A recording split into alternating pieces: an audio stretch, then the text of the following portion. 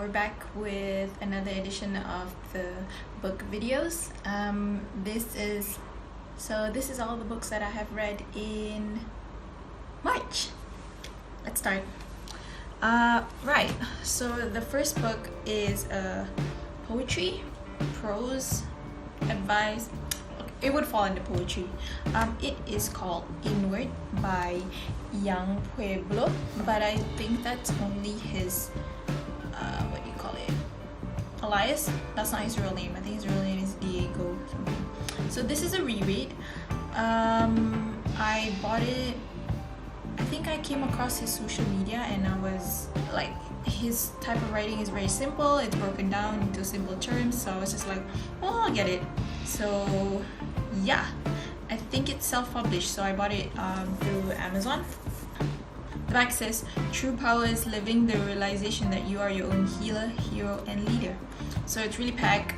There's like, it's divided into like 5 categories: distance, union, and then there's an interlude, self-love, and then understanding. So yeah, his real name is Diego Perez Lacera. So check it out, it's pretty cool.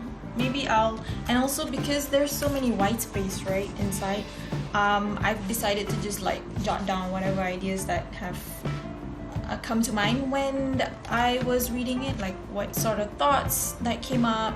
So I just like links that I've made, so like I sort of just like jotted it down because there's so much white space. I feel like it's so empty, and then like it is meant to be like written in so that you also make your own realization after reading this.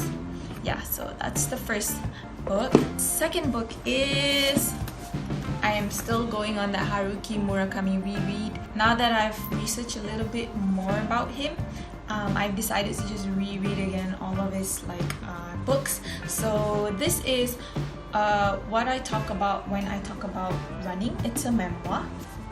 Yeah, it's a memoir. Yeah, guys, did you know that he was actually a runner before he was a writer? Or either way, like it's together, I think.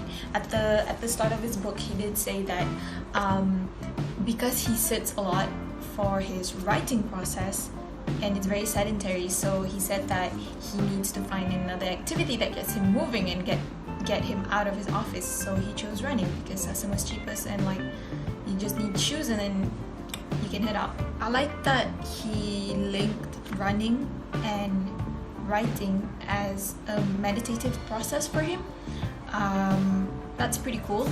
You're not gonna get much of his like personality and all that in social media because I think he's a very private person, but definitely if you read his books, I think you will start to see what kind of stuff that he is interested in, how he writes, what is his personality, and I think he does reveal a little bit more of who he is in this memoir. Yeah.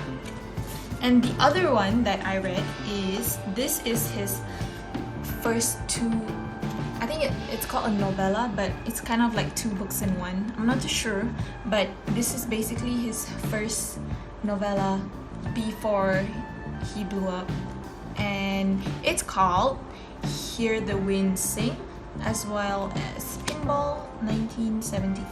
So Pinball follows after Hear the Wind Sings. I'll just be honest, this book is normal, storyline is normal. It's about normal people. There's nothing grand about it, but I can kind of see his beginnings from this book and how he has sort of like weave his way through his like following novels. But I still stand by the fact that I do like his writing. Is very simple, easy, clear to understand. And the thing is, when he writes in this, you can sort of tell his own personality, his own views are coming through, which is pretty cool. Also, he tends to reference a lot of like American literature and music. I'm not too sure about that, but it is like throughout the book, he'll be describing like putting on a record, and it'll be like a Beatles or another famous old American musician. I know that I've read up that he doesn't really like his first work, but I think you can't just discredit your beginnings, you know, since it's considered his debut effort. Of course, like you would not have such high hopes or expectations. Yeah, he prefaces it in the like at the start, the birth of my kitchen table fiction. So he does introduces it here, how he was still writing in between his day job.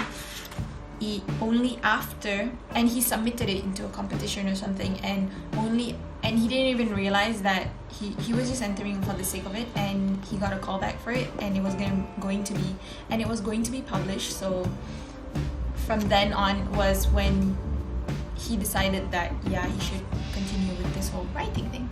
So yeah. Alright, next is another poetry book, No Matter the Wreckage, poems by Sarah K. So I stumbled across this poetry YouTube channel, Ours Poetica, I'll link it down below, and it's super cool. It's just a bunch of poetries being read by either the own poet, author, or other like figures, and it's really interesting to hear poetry being read, because all this while you just read it, and like you read it in your own head, and it's really nice to hear it in how another person would read it, or how they would tone it, how's their perspective on like how to read this. So that's pretty cool. So this was a reread as well. I'm basically just rereading because I've told myself that I'm going on a book ban, so I'm not buying any more new books, so which is why I'm just cycling through my own library of my books. So I bought this one in 2015. Whoa, that's 5 years ago, so I was 20, so couldn't relate to as much of the poetry maybe, but now I sort of do. So about Sarah K, she is famous for this one TED Talk that she did. I'll try to find it and link it down below. Watch it, it's super cool. She has this sort of spoken word style of poetry, and she does it really well, like with expression and all. So to discover this book again, and she does read some from here. I think one of it was Forest Fires, either Forest Fires or Point B was cool. So yeah, I just have this new appreciation for poetry through that YouTube channel that I found, and it really puts a different sort of experience when you listen someone reading poetry to you. And this is a good start if you want to go into poetry. I think the prose is not too languid, not too fancy decorated, so that you would still be able to understand it in a way. Because some other poetries are very, very, very like descriptive in such a way that you can't really make sense of it. The last book is a practical book. It's called Born for This by Chris Giebel. How to find the work you were meant to do. This book is super practical because it covers everything like work related, be it your actual job, career, side hustle, extra income, side income. So he covers it all in here. The only thing is that it's super packed with information, so like I would say if you wanted to implement it or try out the action portion, probably take it step by step and like see where you can go from it. But definitely it's packed with information. He even has like sort of, what do you call it, like a guideline. I think a guideline to how you would launch your own product. It says here 19 days to hustle, a suggested timeline.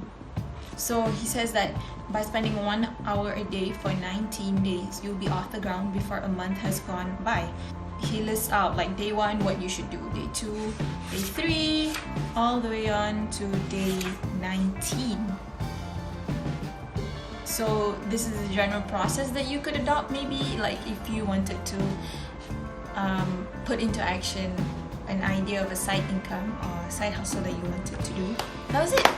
That was all the books. I hope you enjoyed this video. I know it's pretty late. It's already like well into April.